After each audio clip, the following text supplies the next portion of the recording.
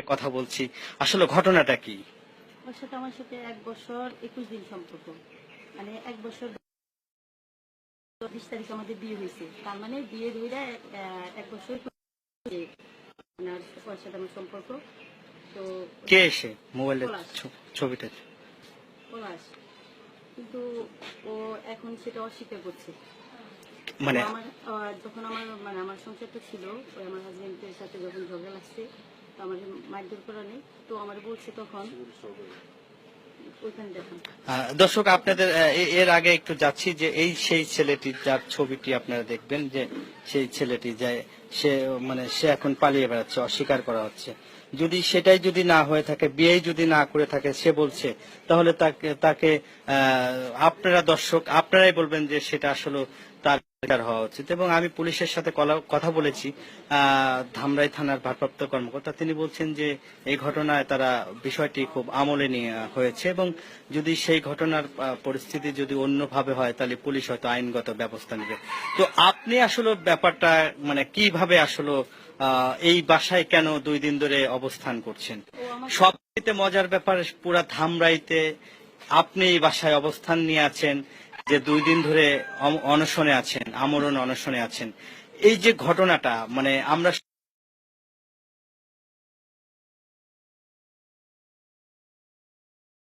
অবস্থান করে আপনি আসলে মূলত কিভাবে আসলে এখানে এসেছেন? আমার কোনো খোঁজ খবর নিচ্ছে না, কোনো খোঁজ খবর নিতেছে না, এই জন্য আমি এখানে আসছি। আসলে আসলে আপনার দাবিটা কি এখন? আসলে মূল মেসেজটা কি?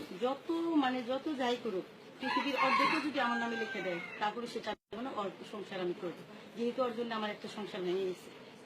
আমি চাই না দ্বিতীয়ত আমার জীবনটা দিয়ে দেবো, কিন্তু ওকে আমি ছাড়বো না, ওর সংসার আমি করবো। হঠাৎ করে এত বড় চ্যালেঞ্জিং বক্তব্য কেন দিচ্ছেন? আপনি আমার আমার পথটা কি আপনি বুঝতেছেন না যে আমি কি এত কিছু সবকিছু মিলে তো আপনি একজন মানুষ, আপনি একজন মানুষ। আমার জীবনটাই কিন্তু শেষ হয়ে গেছে।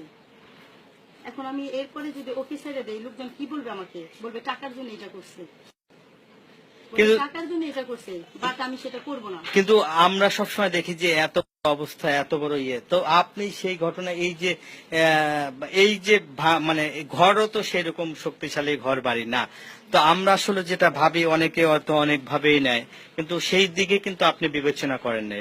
আমরা দিকে ওর জন্য আমার সংসারটা নষ্ট হয়েছে, জাস্ট ও আমার বিয়ে করছে, আমি ওর সংসার করবো, সেটা যাই হোক, আর ঘর বাড়ি যাই হোক, সেটার দিকে আপনার কোনো ইয়ে নেই।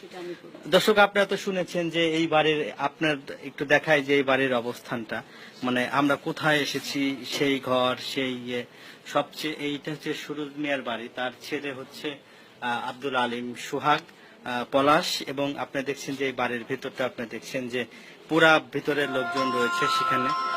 তো আপনারা এই আরেকটু দেখায় যে আপনারা ওই ভিতরের অবস্থান এবং বাইরের অবস্থানটা আপনাকে দেখাচ্ছি যে এটার সর্বোপরি কি অবস্থা। তো সেই ক্ষেত্রেও যদি তারপরেও তারা বলেছে যে তাদের সংসার তারা করতে চায়, তো সেই ক্ষেত্রে এই বাড়ির খালা আপনাদের কি আসলে বক্তব্য, যে ছেলে বলতে